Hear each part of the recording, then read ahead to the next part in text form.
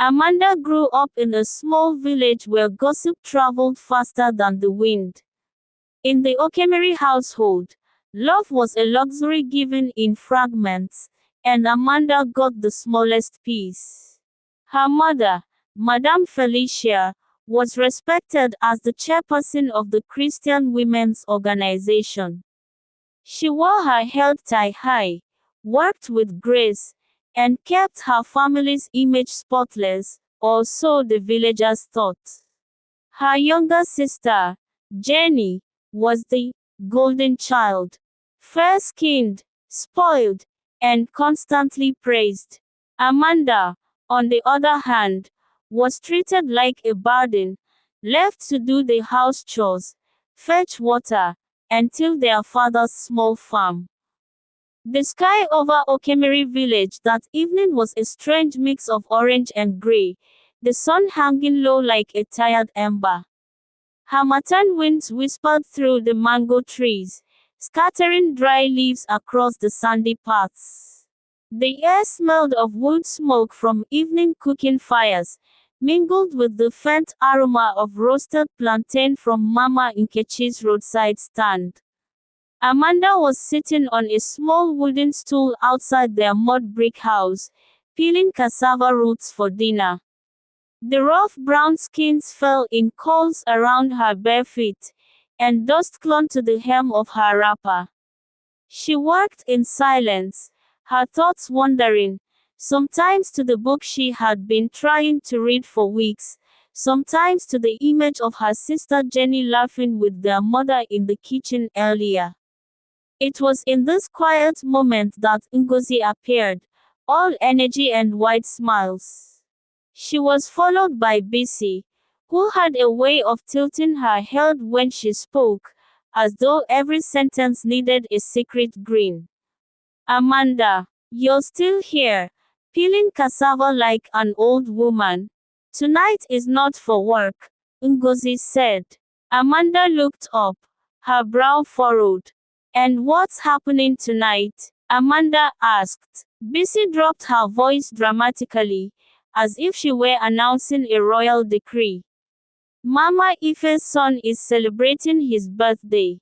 They are having music, dancing, food. The whole place will be lively. Bisi said in whisper. Amanda's knife paused mid-peel. You know Mama will not allow me to go to such a thing. Amanda reminded them. Ngozi waved her hand dismissively. That's because you don't ask properly. And anyway, it's not a wild party. It's just a gathering. You need to come out, Amanda. You're always working, always serious. Ngozi assured her friend. Amanda smiled faintly. Someone has to be serious. Amanda said. Oh, please. One night won't kill you. You'll see friends, eat something nice, maybe even meet someone who will make you laugh for once. Ngozi said. Amanda hesitated. She knew her mother's temper well, but there was also a quiet ache in her chest, the ache of being left out of the joy others seemed to find so easily. All right, but only for a short while. Amanda agreed at last. The two friends squealed in delight. By the time Amanda was ready, the sun had sunk behind the hills, leaving a pale wash of light across the sky. She wore her simplest blue gown, faded at the edges but still neat, and had braided her hair into two tidy lines down her head. She applied no makeup, just a touch of coconut oil on her skin to fight the harmattan dryness. The three girls worked together, their slippers slapping softly against the sand. The past children playing with makeshift footballs, old men seated under the udala tree discussing village politics, and women bent over basins at the stream's edge, rinsing the day's laundry. The sound of music drifted toward them before they reached Mama Ife's compound. The sharp beats of a talking drum, the faint hum of a generator, the laughter of people who had already eaten and drunk well. The compound itself was a hive of activity. Lanterns hung from bamboo poles, casting warm glows across the open yard. Wooden benches lined the sides, and in the middle, people swayed to music while others crowded around large pots of steaming jollof rice and pepper soup. Amanda felt a shy smile tug at her lips. For once, the weight on her shoulders seemed lighter. They hadn't been there 10 minutes before a tall young man with neatly trimmed hair approached Amanda. He wore a crisp white shirt, the sleeves rolled up to his elbows, and he carried himself with a kind of casual confidence. "Good evening. I don't think I've seen you here before," Chike greeted. Amanda blinked, a little startled. "I don't usually come to these things," Amanda said, honest. "That's a shame. You have a smile that could light the place," Chike said. She glanced away, embarrassed. "I wasn't smiling," Amanda said shyly. "Not with your mouth maybe, but with your eyes." "Chike said her. It was a line. Smooth. Perhaps too smooth. But Amanda had never been on the receiving end of such attention. He asked her name, where she lived, whether she liked the music. When she said she was thirsty, he returned with a chilled bottle of malt. For a while, they stood near the edge of the crowd, talking. Amanda noticed the way his eyes sometimes lingered too long, the way his laughter was just a little too practiced. But she told herself not to be suspicious. Maybe this was just how confident men behaved. As the evening wore on, Ngozi and Bisi disappeared into the throng. Amanda looked around, feeling suddenly small among so many strangers. "I should go find my friends," Amanda said, trying to go out. "Don't worry. They'll be fine. I can walk you home when you're ready," Chike assured her, stopping her gently. She hesitated but nodded. The path Chike took was not the main road home. It curved behind one of the smaller huts on the edge of the compound, into a dimly lit area where the lantern light barely reached. Amanda slowed her steps. "This isn't the way," Amanda complained. "Just a shortcut. No one comes here. We can talk privately," Chike said, grinning. Before she could respond, his hand was on her arm, not gently. The air seemed to thicken, the sounds of music and laughter muffled by the pounding of her own heart. "Chike, I need to get home," Amanda said, worried. "You're too tense. Relax," Chike said, holding her. His grip tightened. She tried to pull away, but he pushed her against the rough wall of the hut. The scent of alcohol was strong on his breath. Her voice caught in her throat. "Please, stop," Amanda begged in tears, but her words seemed to dissolve in the air. The moment that followed was not a blur. Every detail etched itself painfully into her memory. The coldness of the wall against her back. The scrap of his palm against her skin. The sound of her own shallow breathing. When it was over, he adjusted his shirt, glanced at her without emotion, and walked away.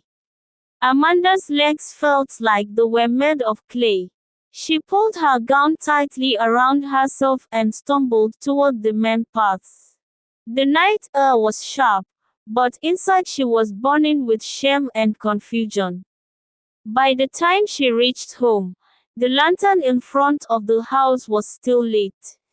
Her mother sat in the wooden chair on the veranda, her hair tie still perfectly arranged despite the late hour. "Where have you been?" Felicia asked. "Mama, Amanda stammered. "Don't stammer. Speak," Felicia ordered. Amanda swallowed hard, tears pricking her eyes. Something happened. On the way home, Amanda responded in tears. Felicia's face hardened instantly. Don't you dare start with your stories. I warned you about keeping bad company. Felicia thundered. Mama, I didn't. It wasn't my fault. Amanda tried to explain. Enough. Do you want the whole village to think I raised a shameless girl? Not a word of this to anyone, Amanda. Not a word. Felicia warned. Her mother stood, turned, and went inside, leaving Amanda on the veranda. Trembling in the harmattan cold, her world changed forever. Amanda sat on the small wooden stool in the kitchen, her hands twisting the edge of her wrapper. She had not eaten all day. Her stomach felt knotted, her head heavy. Every sound, the clatter of pots, the hum of voices from the streets outside, seemed far away. Felicia was slicing okra at the counter, her back to Amanda, humming a hymn under her breath. Amanda stared at her mother's strong, busy hands and wondered how to even begin. Mama, her voice was barely more than a whisper. Felicia didn't turn. What is it? Amanda swallowed hard, her throat tight. It's about what happened last night. The knife slowed, just for a second, before Felicia resumed chopping. What happened? Tears pricked Amanda's eyes. It was Chike, Mama. Her voice broke. He forced me. I didn't want to. I tried to stop him. Felicia's shoulders stiffened, but she did not face her daughter. You mean to tell me that you let a boy touch you like that? Mama, I didn't let him. Amanda's voice cracked with desperation. He offered to escort me home from his party. I trusted him. Instead, he lured me to a dark corner and grabbed me. I couldn't fight him off. The memory made her shiver. Please, Mama, come with me to his house. We have to tell someone. Felicia spun around so suddenly that Amanda flinched. Shut your mouth. Amanda's eyes widened. But Mama, I said shut it. Felicia's voice was sharp, the knife still in her hand. Do you have any idea what you are saying? Do you know who Chike's mother is? Deaconess Agatha, the most respected woman in this church. The one who prays for this community every Sunday. You want to go and accuse her only son of such a thing. Amanda's chest rose and fell quickly. But it's the truth, Mama. He hurt me. Felicia slammed the knife onto the table. And what were you doing alone with him in the first place? Were you not want to stay away from boys? You think people will believe your story? They will say you are loose. They will say you tempted him. You will drag this family's name in the mud. Amanda felt her heart shatter a little more with each word. Mama, you believe him over me. Felicia crossed her arms. What I believe is that no decent girl finds herself in such a situation unless she puts herself there. From today, you will keep your mouth shut. You will not speak of this to anyone. Not your sister, not your friends, not even the pastor. Do you hear me? Amanda's tears ran freely now. Mama, please. Felicia stepped closer, her face cold. If you ever open your mouth about this again, I will deny you as my child. I will tell everyone you are nothing but a shameless girl who has ruined herself. And you will be on your own. Amanda stared at her mother through the blur of her tears, her lips trembling. She wanted to scream, to shake her, to make her see the pain that was crushing her chest. But Felicia had already turned back to the okra, her humming resuming as if the conversation had never happened. Amanda rose slowly, her knees weak, and walked to her room. She closed the door, pressed her back against it, and slid to the floor. In that moment, she knew she was utterly alone. The weeks after that night crawled by in a haze of silence and shame. Amanda stopped speaking much to anyone. She moved through the house like a shadow, avoiding her mother's gaze, eating little, sleeping less. But the changes came anyway. The morning nausea, the sudden heaviness in her body, the way her clothes began to feel tighter around the waist. Felicia noticed. She always noticed. It was a humid afternoon when she walked into Amanda's small room without knocking, her eyes narrowing as she watched her daughter hurriedly pull her wrapper tighter. "How long has it been since your last monthly flow?" Felicia's voice was flat. Amanda froze. "Mama, how long?" Amanda's lips trembled. 2 months, maybe more." Felicia's mouth tightened into a hard, thin line. She turned away from her daughter, pacing the cramped space as if trying to work off her fury. "So it is true," she muttered under her breath, though loud enough for Amanda to hear. "You went and got yourself pregnant, from that shameful act you claim was not your fault." She spat the last words as if they burned her tongue. Amanda's heart pounded. "Mama, I didn't want this. You know I didn't." Felicia whirled around, her eyes sharp. "You think anyone will believe that? You think when the church women see your belly growing, they will pity you? No, they will laugh. They will whisper that the chairperson's daughter is a harlot. My name will be dragged through the mud, all because of you." Tears spilled down Amanda's cheeks. "It's not fair. I didn't ask for this, Mama. It was Chike. Enough." Felicia's voice cracked like a whip. "We will put an end to this before it destroys everything I have worked for." Amanda frowned, her pulse quickening. "What do you mean?" Felicia's tone was cold, deliberate. "You will not keep this child. We will take care of it quietly. No one will ever know." Amanda's stomach turned to ice. You mean?" "Yes," Felicia said, her chin lifting with finality. "You will end it, and you will never speak of this to anyone for the rest of your life." The next morning, Felicia woke her before dawn. She gave Amanda a headscarf and an old, oversized dress to hide her shape. They left the house without breakfast, Felicia walking briskly ahead, not looking back to see if her daughter kept up.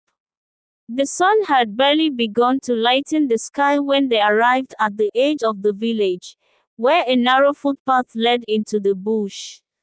Felicia's hand gripped Amanda's arm. "Walk quickly," she ordered. Amanda followed, her sandals slipping on the dew-wet ground, her breath coming in shallow bursts. The path wound between tall elephant grass until they reached a crumbling mud building, its rusted tin roof sagging under the weight of years. Inside, the air smelled of stale herbs and something metallic. A man sat behind a table littered with bottles and knives, his eyes dull and his clothes stained. "This is the girl," Felicia said without greeting. The man gave Amanda a slow, assessing look that made her shrink back. "It will cost you," he said simply. Felicia opened her handbag and placed a folded wad of notes on the table. "Do it well. There must be no trace." Amanda's heart thudded so hard she thought she would faint. "Mama, please," she whispered, clutching her mother's hand. "I don't want this. Please don't make me." Felicia pulled her hand away as if bound. Stop this nonsense. Lie down and let him do his work. Amanda backed away, her eyes darting toward the door, but the man had already stood, blocking her path. It will be quick, he said. Felicia's voice was sharp, impatient. We don't have all day. The next moment blurred into a nightmare. Rough hands forced her onto a wooden bench. The man's tools clinked faintly in the dim light. Pain tore through her body like fire, so sharp and deep that her scream caught in her throat. She felt cold sweat soaking her wrapper, her fingers clawing at the bench, her breath coming in ragged sobs. When it was over, Amanda could barely move. Blood stained the fabric between her legs, and the man wiped his hands on a filthy rag before turning back to his table. Felicia helped her stand, though her grip was more about getting her moving than offering comfort. Come, she said briskly. We have to get home before anyone sees us. Amanda's legs trembled with each step. She felt hollow, her body broken in ways she could not yet understand. It was only later, much later, that she would learn the truth. The crude instruments and careless hands had not only taken the life growing inside her, but had left her womb so damaged she would never conceive naturally again. Felicia never spoke of that day again. But Amanda never forgot. Meanwhile, from the day Jenny was born, it was as if the sun rose only for her in Madame Felicia's world. She could do no wrong, even when she was wrong. Jenny was light-skinned like their late father, with big, almond-shaped eyes and a smile that could charm the elders in the village square. But beauty wasn't all she had. She had an arrogance that clung to her like perfume. She walked through the village with her head tilted high, often speaking to people as though they were beneath her. And yet, Felicia adored her. Every morning, Felicia would rise early to prepare Jenny's favorite breakfast, hot akara and pap, with honey drizzled on top. If Amanda dared to ask for the same, Felicia would wave her away. Do you think money grows on trees? She would snap. You can eat whatever is in the pot. For Amanda, that meant leftovers, cold yam from the day before or watery cornmeal. When visitors came, Felicia would call for Jenny to serve them, dressing her in pretty gowns and tying her headscarf perfectly. This is my pride, my jewel, she would say with a smile, placing an arm around Jenny's shoulders. Amanda would stand at the doorway, wearing her faded wrapper, holding a tray of drinks no one noticed she was serving.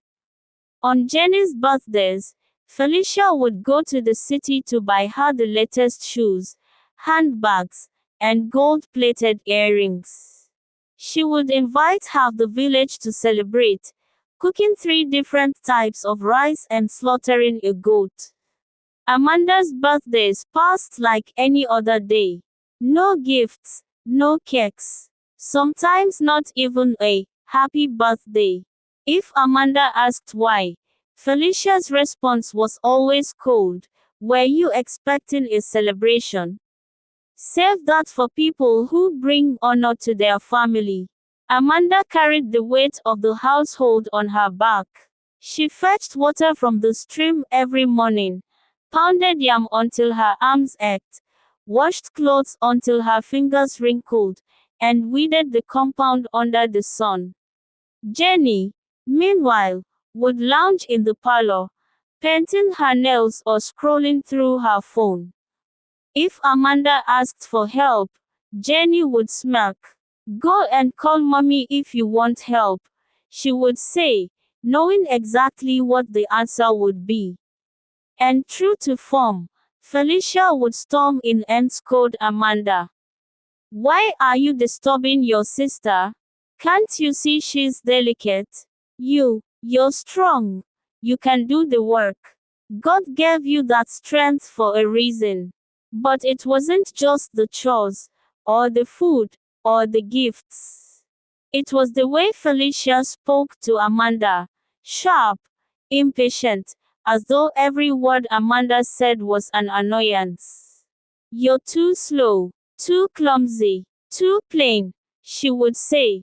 Yet when Jenny entered the room, her tone would soften instantly. My beautiful daughter, she would beam. May God bless you and keep you. You will be a queen one day.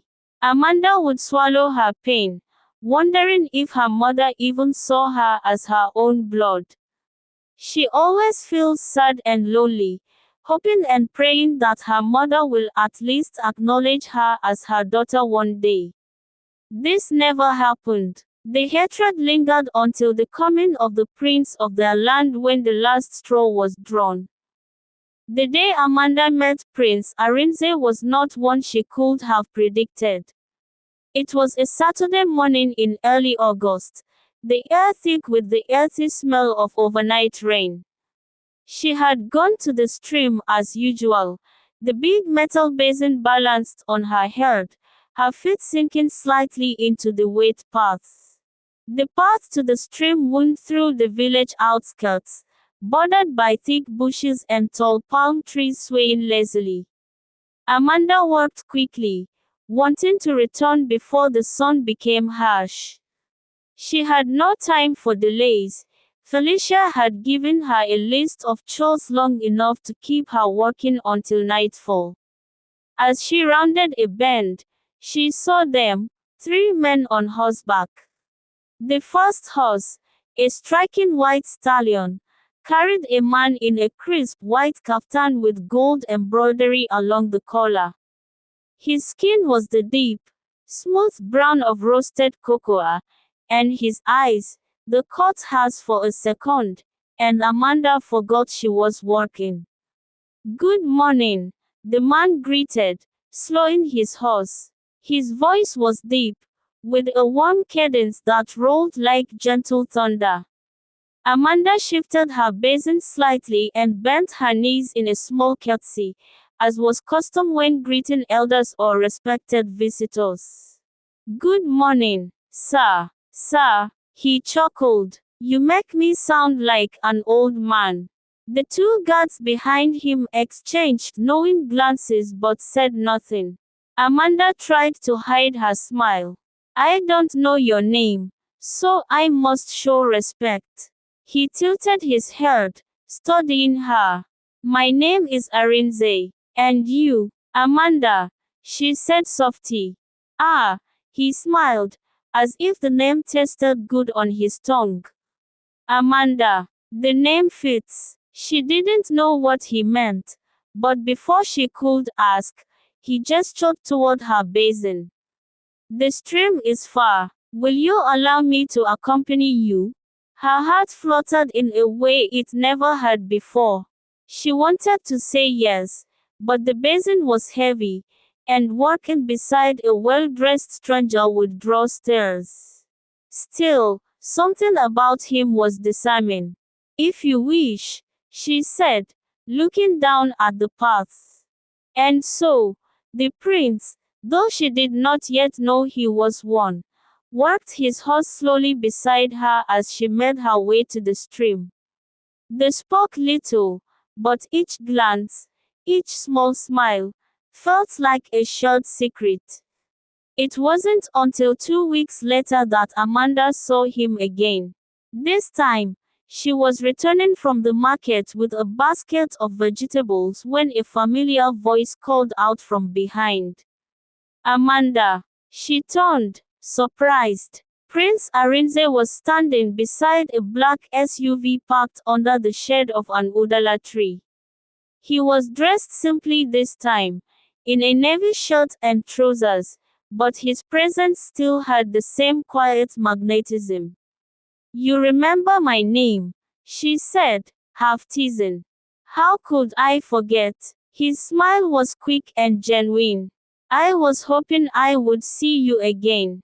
Amanda's pulse quickened. No man had ever spoken to her like this, with attention, with interest, as though her existence itself was worth remembering.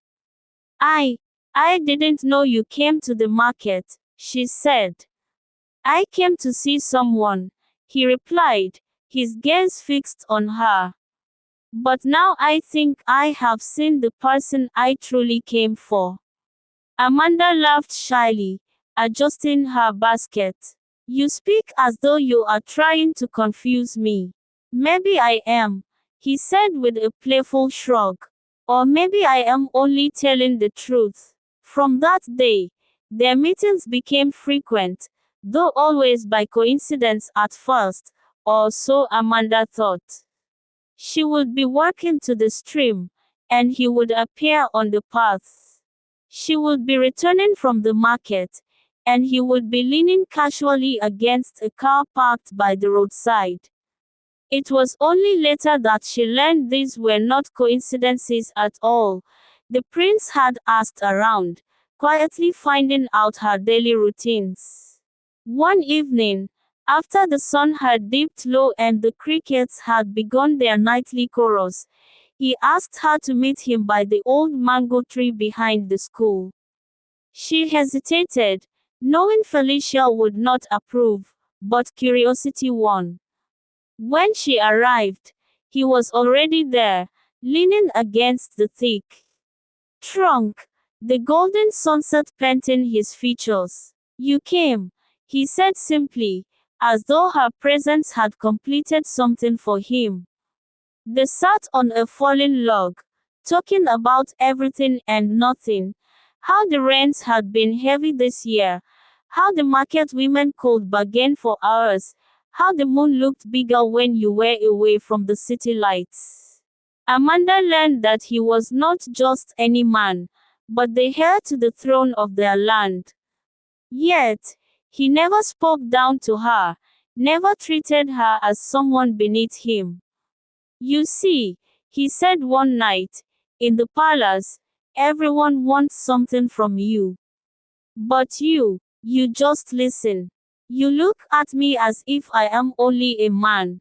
Is that bad? She asked. It's the best thing anyone has ever given me, he replied.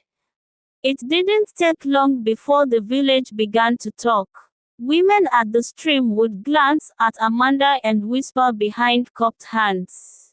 The market women would give her sly smiles when she passed.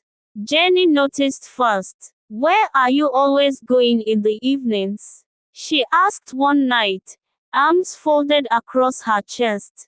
To fetch water, Amanda said quickly. Jenny smirked. Water, or the prince? Amanda froze. What are you talking about? Oh, please, everyone knows. He's been seen with you. At the market, at the stream, even behind the school. Don't think you can hide it. Felicia's suspicion grew too. She began to watch Amanda more closely, scolding her for taking too long at the stream or market. But Amanda said nothing. She treasured her moments with the prince too much to risk them. One afternoon, Amanda fell while carrying a heavy basket of cassava. By the time Arinze found her, she was sitting on the roadside, trying not to cry. Without a word, he knelt, checked her scraped knee, and tore a strip from his handkerchief to wrap it gently. You should be more careful, he said softly, his hand lingering a moment longer than necessary. She met his eyes, and something unspoken passed between them. I'll be fine, she whispered. I know, he replied. But I would still rather see you safe. One night, under the full moon, he told her the truth. I want to marry you, Amanda. Her breath caught. You can't be serious. I am, he said firmly. I have spoken to my father about it. He agrees. You have a kindness I have never seen before. You will be my queen." Amanda's heart swelled with a joy she had never known. For once in her life, she felt chosen, not in spite of who she was, but because of it. But she did not know that in her own home, someone was sharpening the knife that would cut this dream to pieces. The days after Prince Arinze's declaration were the happiest Amanda had ever known. She moved through the world with a quiet glow, as if a lantern had been lit deep within her. Even the endless chores Felicia assigned could not dim her spirit. But Jenny noticed. At first, it was only sideways glances and casual questions. "So, you're really going to be a queen?" she asked one evening, her tone light but her eyes sharp. Amanda laughed nervously. "It's not official yet. He has to speak to the elders and..." Jenny cut her off. "And you think they will approve you?" Amanda frowned. "Why wouldn't they?" Jenny shrugged. But her smirk said more than words.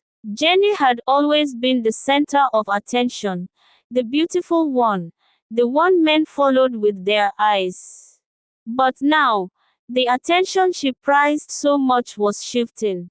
When Prince Arinze came to the village to see Amanda, Jenny began making herself visible, fetching water right when he arrived, walking past with a sway in her hips, greeting him with a voice honeyed with charm. "Good afternoon, Your Highness," she would say, letting her eyes linger just a moment too long.